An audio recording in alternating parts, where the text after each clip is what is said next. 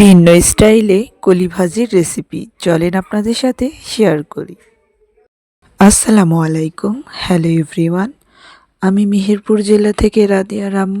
আপনারা কে কোথায় থেকে ভিডিওটি দেখছেন অবশ্যই কমেন্ট করে জানাবেন। তো ফ্রেশ কলিগুলো আমি সুন্দর করে কুচি কুচি করে কেটে নিয়েছি। তারপর গামলাতে ফ্রেশ পানি নিয়ে আমি কলিগুলোকে ভালোভাবে কুচলিয়ে ধুয়ে নিচ্ছি। তো কলিগুলো এমনিতেই অনেকটা ফ্রেশ ছিল, তো আমি দুইবারের মতো কলিগুলোকে ভালোভাবে ধুয়ে নিয়েছি। তো দেখতেই পাচ্ছেন কলিগুলো কতটা ফ্রেশ।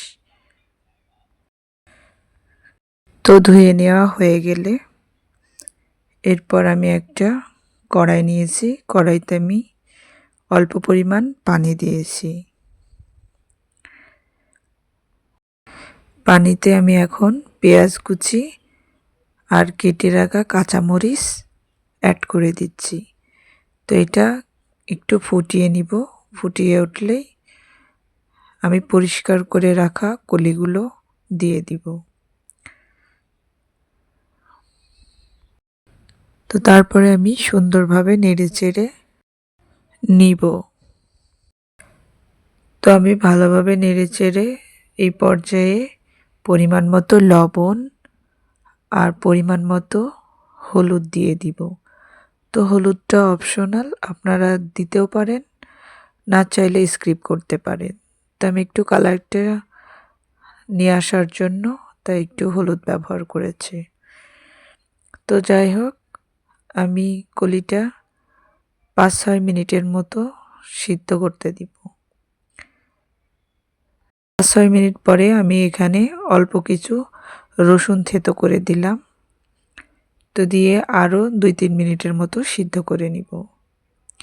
তো এই পর্যায়ে আমি কুমড়ো বড়িগুলো সুন্দরভাবে থেতো করে নিব আর রসুন থেতো করে নিয়েছি। তো কড়াইতে আমি পরিমাণ মতো তেল দিয়ে নিলাম। তো এরপরে আমি 2টার মতো শুকনা মরিচ কুচি করে কেটে তেলের ভিতর দিয়ে দিলাম। তো এরপরে আমি থেতো করে রাখা রসুনটা দিলাম।